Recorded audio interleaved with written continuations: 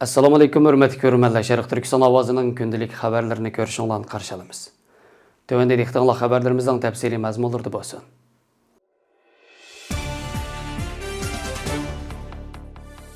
Xitay taratqularının xəbərlərdən yaqında atalmış Uyghur Abnum rayonluq tor işxanası və cəmaət xavfsizlik nazarəti birləşib, nişanlıq 14 türlük atalmış qanunsuz qılmış vəqələrini elan qılgan.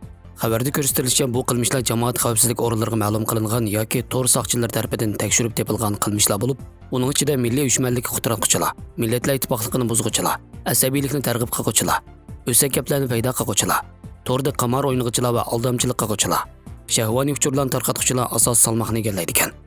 Uningdan boshqa Sabiy Yurak, Aqsa Shahzoda, Nur qatorliq 43 Kiku hisobi, Shosh kino qatorliq 40 kino e'lon hisobi, Jonim 8 Mahliya televiziyasi qatorliq 11 undidor hisobi qonunsiz uchur tarqatdi deb taqalgan.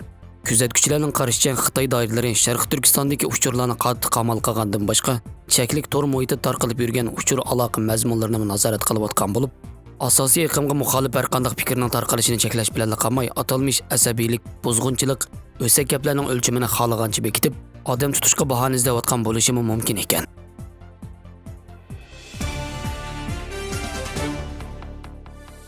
Angliyaning London shahrida dаңlıq kishilik huquq advokati Jeffrey Nice boshchiligida qurilgan Uyghur sud kوللېگىيەسى 4-iyundan 6-iyungacha guvohlik аңlash yig'ini o'tkazdiganligi haqida bayonot e'lon qildi.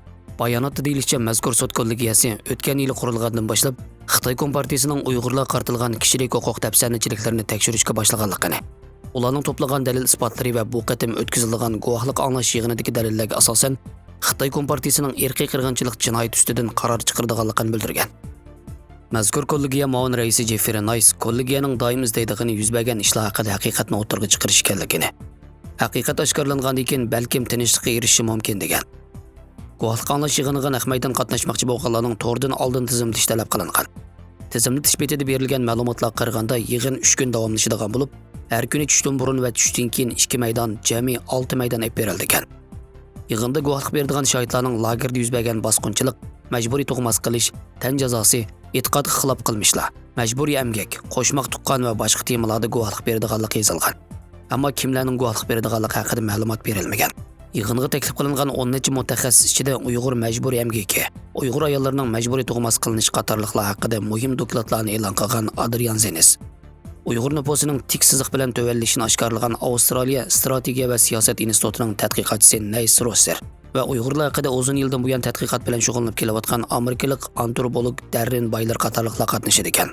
2020 sentabrda Angliyaning London shahrida dаңlıq kishilik huquq advokati Jeffrey Nice boshchiligida Xitoy Kompartiyasi tomonidan Uyg'urlarga yurgizilayotgan zulm ustida mustaqil bir tekshirish olib berish uchun maxsus Uyg'ur sud kوللېگىيەسى qurilgan bo'lib, mazkur sud kوللېگىيەسى Xitoy Kompartiyasining Uyg'urlar qaratgan kishilik huquq tafsirchiliklarini tekshirib, to'plangan dalil isbotlar asosida Xitoy Kompartiyasining Uyg'urlar qilayotgan zulmining irqiy qirg'inchiligining qonuniy aniqlamasiga uyg'un yoki emasligini belgilaydigan o'rin bo'lgan.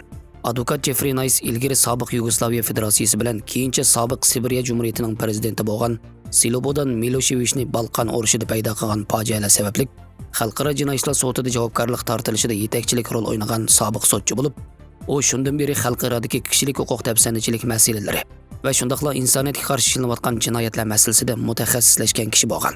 Bu sababli bu sohadagi kishilar uni Jeffrey Nice apandi zulmni bir qarabli bayqaydi deb ta'riflaydi ekan. U yana Rohingya irqiy qirg'inchiligi, Shimoliy Koreyadagi insoniyatga qarshi turish jinoyati va Xitoydagi vijdon mahbuslarining organlarini majburiy elib olish jinoyatini tekshirishga qatnashgan.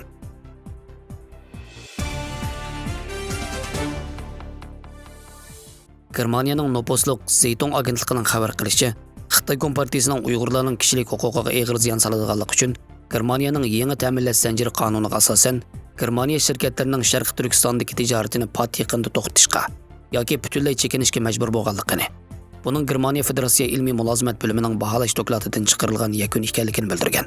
Yashillar partiyasi havola qilgan loyihaga asosan ta'minlash zanjiri qonuni yo'l qo'yilgandan keyin agar majbur emgak hodisalari paydo bo'lsa, Germaniya shirkatlarining Xitoy ta'minlovchilar bilan bo'lgan savdo munosabatini uzish mas'uliyati borligini, bo'lmasa Germaniya shirkatining jarimani to'laydiganligini, ayrim ahvollarda shirkat xizmatchilari shaxsiy jinoiy javobgarlikni ustiga olish kerakligini, buning murassa qilishga bo'lmaydiganligi belgilangan. Baholash dokladida yana Germaniya hukumat kabineti mart oyida tuzgan ta'minlash zanjiri qonuni yangi qonuniy vaziyat paydo qilganligini, garchi Birlashgan Davlatlar Tashkilotining savdo va kishilik huquqiy yetakchilik qilish prinsipi Şirketlerden her qandaq joyda savdo qilganda kishilik huquqi hurmat qilishni talab qilgan bo'lsa-mu, lekin qonunning ijro qilinishi majburiy bo'lmaganligini.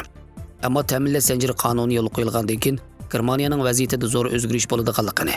Agar cho'ng shirkatlar butun dunyodagi ta'minlaguvchilarga qarata kishilik huquq va muhitga ziyon yetkazadigan tadbir qo'llanmasa, cho'ng shirkatlarga yillik setish summasining 2% ga qadar jarimani qo'yilganligini bildirgan. Baholash mutaxassislari Germaniyani o'z ichiga olgan nurg'un chet el shirkatlari Sherqiy Türkistandagi Uyg'urlarning ekspeditsiyasidan naf olganligini, yana har xil shakllarda davomlashayotganligini, ularning bir qism mahsulotlari majburiy emgak qiladigan zavod yoki ta'minlaguvchilardan keladiganligini, Germaniya shirkatlarining Sherqiy Türkistandagi zavod binolarining tutib turish va atalmish qayta tarbiyalash lagerlariga yaqin joyda ekanligini ta'kidlagan. Baholash mutaxassislarining mo'ljarida Xitoy Kompartiyasi Sherqiy Turkistonda irqiy qirg'inchilik olib borgan va davomlashtirmoqda deb qaralgan. Dushanba kuni Germaniya Federatsiya parlamenti birlashmasidagi kishilik huquq komiteti isbot anglash yig'ini chaqirib, Sherqiy Turkiston vaziyatini muzokara qilmoqchi ekan.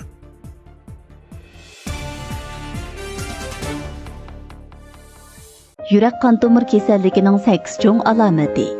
Yurak qon tomir kasali qo'zg'alishdan burun ko'p xil alomatlar ko'riladi. Lekin kasallik alomati yenikroq bo'lg'achqa doim osonla sal qariladi. Bunaq bo'laversa, ig'ir oqibatlarni keltirib chiqarishi mumkin. Birinchi, doim aloqazodi bo'lish, ko'krak chinqilish. Ikkinchi, atiganda uyg'onib biroqli o'rnidan turganda ko'krak qismining bearam bo'lganligini his qilish. Uchinchi, kashda uxlaganda demi siqilib bearam bo'lish, tuz yotolmaslik. To'rtinchi, piyoda tez manganda nafas siqilgandek his qilish, yurak so'qishi tezlashish. Beshinchi, hayajonlanganda yurak so'qishi tezlashib, ko'krak qismining bearam bo'lganligini ro'shan his qilish. Oltinchi, palampaydan chiqqanda nihoyatda horg'inlik his qilish, demi siqilib nafasi qisilish.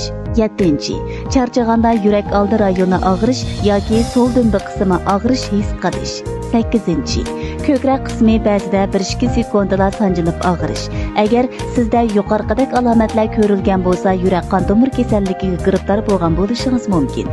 Vaqtida kasallikning oldini olishingizni tavsiya qilamiz. Sog'lom tan hammamizga yor bo'lg'isi.